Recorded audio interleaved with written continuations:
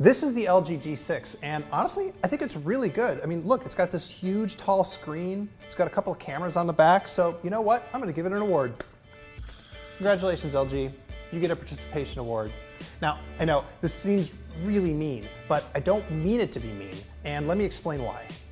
Now, the LG G6 is the first of the major 2017 flagship phones. And to make it, LG did the right thing by making a huge, big, tall screen on it. It is 18:9 aspect ratio, so it's twice as tall as it is wide. And that offers a bunch of interesting software opportunities, which we can get into. But the basics of this screen are just really good.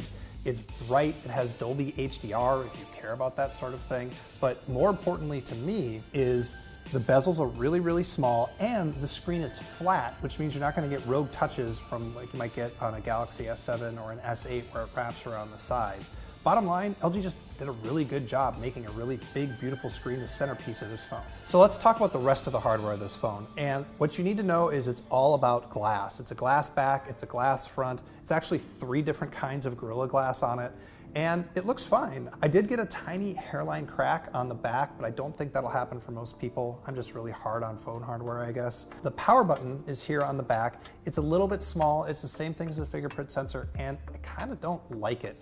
It's a little bit fiddly. I never know if I'm turning the phone on or off. It just takes a while to get used to because LG phones act a little bit differently than other phones. But for me, the bottom line is this is just really simple, handsome hardware, nothing crazy about it. I think it looks good. I think it's really unassuming and nice. And also, honestly, it's a little bit unassuming on the inside too. The processor is a Snapdragon 821, which yes, isn't the latest and greatest processor, but it's plenty fast. I've never had any real problems with it. I think you'll be happy with it. It's got 4 gigs of RAM, sure, and it's only got 32 gigs of storage in the US, but it is expandable via micro SD card. The other thing to know is that the battery inside this is 3,300 milliamps, which should be enough. It's not crazy, but nobody wants crazy stuff now because that might make the phone explode. But I have found that I'm having a hard time getting through a full day with this thing. Now, I do use phones a lot, so it might be that you will be fine, but I'm finding that in the afternoon, I do need to check and see how I'm doing. The good news is that it supports Qualcomm Quick Charge over USB-C, and in the US it has wireless charging, so you can top up when you need to. So if there's one place where you would expect LG to bring the gimmicks, it would be in the camera. And yep, there are 2 cameras here, but LG actually held itself back a little bit.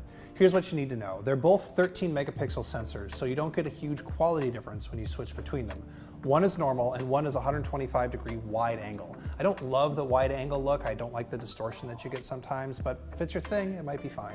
My favorite feature is actually not the cameras, it's this tall screen.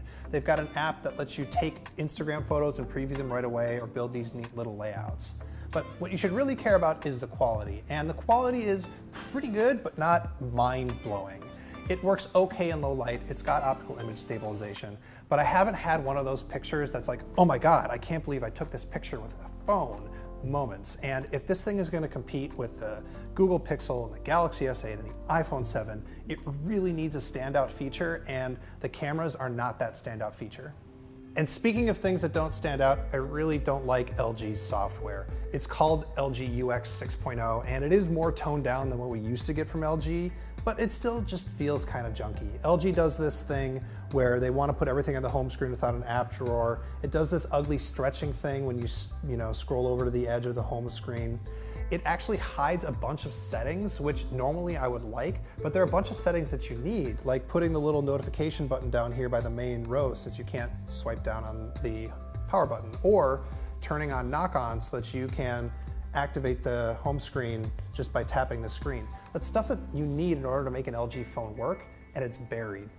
In general, I'm just not impressed, and it just feels like LG is still skinning phones for skinning's sake, and I wish they'd stop.